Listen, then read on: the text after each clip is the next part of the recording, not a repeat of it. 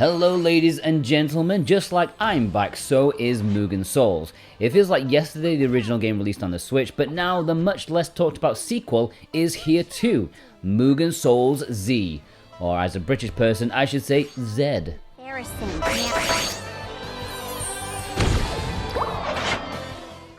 Now, full disclosure, this is more like an early impressions piece rather than a full review because of two reasons. One, I don't have an endless amount of time, and two, Mugen Souls Z is almost exactly the same as the original. Combine those two things together and you've got me just getting a feeling for the game, alright? This is just like an early impressions piece. The story takes place a few months after the first game. Shushu is now the undisputed goddess of the universe. However, she quickly becomes unsatisfied with her conquering and decides she needs more. She's going for the 12 worlds, but almost immediately something goes awry and she becomes almost powerless and has to rely on a big booby goddess to help her out on her adventure.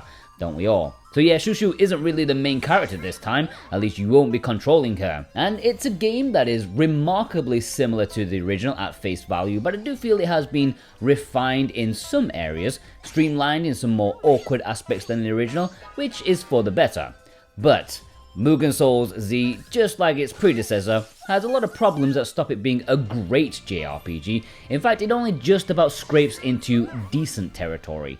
I'd rather not be like a negative Nancy and rant about every single issue because I don't want to irreparably put you off the game, because I do think it is worth your attention if you're in the right mood.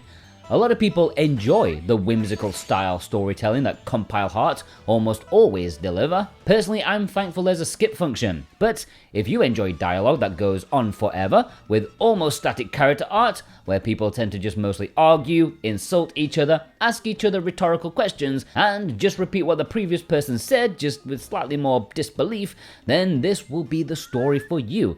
I'm not a particularly pretentious person, but there's no way I would play Mugen Souls or any Compile Heart game for the story. They just don't know how to write one. But if you want comedy, bants, something that's not serious at all, then you'll probably enjoy this. Maybe. I get told I'm not funny and I don't know what humor is, so if I say it's as funny as an aching testicle, you'll probably think it's hilarious. But there is a time and a place for this sort of stuff. That's why people enjoy them.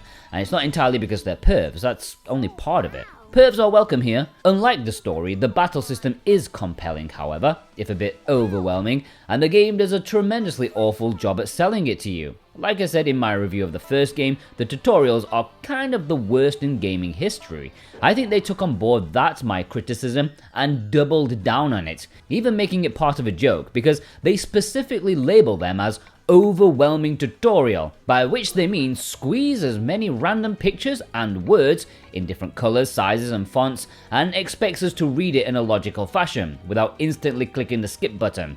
And I'm the kind of person who is generally anti-over-tutorialization of gaming. You know, games hold your hand way too much these days. I prefer to learn myself, but this is actively making you not want to learn the game. It's a brave move, which is a shame because it's not that complicated, all things considered. Sure, it's always adding stuff to the point you can almost see the programmer having a nervous breakdown trying to fit everything together, but you know, it is fun. And once the game gets going and actually stops with the story parts and lets you explore these dinky little worlds, you can have a good time battling away. Fighting against all the battle arena crystals that change things up, like standing in a no damage area will mean you won't take damage, and neither will your enemy. It's a surprise, it's rather fun.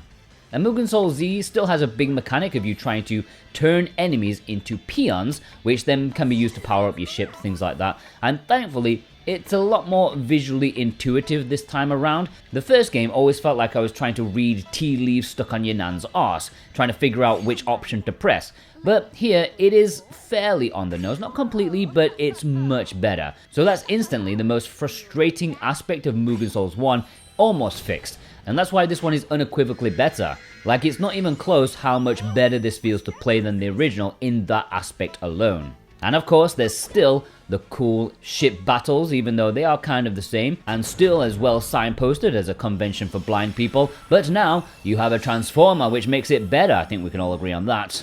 Despite not being made by Nippon Ichi Soft, you can tell there's more than a dollop of Disgaea in this game's DNA, right from the storyline, the visuals, character design, and of course the over-the-topness where you can decimate enemies with billions points worth of damage, and also level up to level 9,999 as though you've got time for it. For me, it's not anywhere near as good of a product as Disgaea is, especially like the earlier ones before they became a parody of themselves, but it is a decent effort, and it almost feels like they take part in the same universe.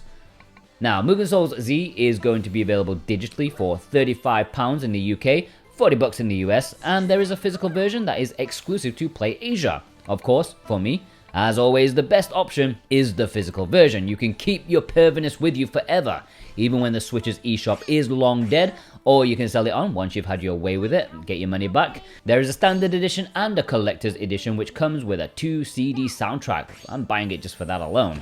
It also has an art book and sticker sheet. If you want to purchase that because you're a cultured fellow, check the links below. You can get your perv on and support us at the same time. You can be doubly satisfied. Plus, if you click our link and support us, we can support you too with a tasty 5% off if you use our code SWTV23. Don't forget to click the link first though, and if you're interested in the original one, I'll pop links down below for that physical as well because that is still in stock and is also a Play Asia exclusive. Of course, for that price, it might seem like a lot, but for that price, you do get a lot of content. It can be just as grindy or as ungrindy as you want, I suppose. You also get the uncensored content, and by that we mean they didn't take anything out of the Japanese release. The perviness still has self-censoring that the original had. I know people were angry that they didn't see Fufu like they were promised in the original. Like, it's supposed to be uncensored, why is it censored? That's because it was never there. You'll still be seeing the conveniently placed steam and bubbles. That's the part they didn't take out, alongside the minigames, of course, if you want to get your rubbing on. Plus, you get all the original DLC right from the off, if you just fancy breaking the game instantaneously, which is kind of pointless because you'd only do that if you'd want to enjoy the story, which I know people make mistakes in life, but I would have to seriously question the person if you played this game just for the story, rather than the gameplay. Overall, Mugen Souls Z is kind of almost the same as the original, just slightly refined in some areas, not all of them. They still didn't write a story that you won't get tired of after 5 minutes, and the tutorials have been embraced as a joke by the developers. But aside from that, there's a fun, breezy, but mildly complicated JRPG bubbling under the surface that is mildly enjoyable. It's like C tier as an experience. I can't recommend it to everyone, and I probably wouldn't recommend it to myself, but it's clear it has a purpose and its audience. If you like cheapy-chappy, not-so-serious RPGs with your favorite moe characters bathing, then this will be the game for you. If you go in wanting a standard JRPG product, you may want to pass. Alright, thanks for watching. If you watched all the way through, please leave me a bubble emoji in the comments in honor of those conveniently placed orbs of water. If you want to purchase this game physically, please check the links below and you can support us. If you want a more in-depth look, then check out the original review too. That's probably a bit more in-depth. I talk more about the systems there, and it's right here for you right now. You can go watch it if you want to. Yeah, have a good day.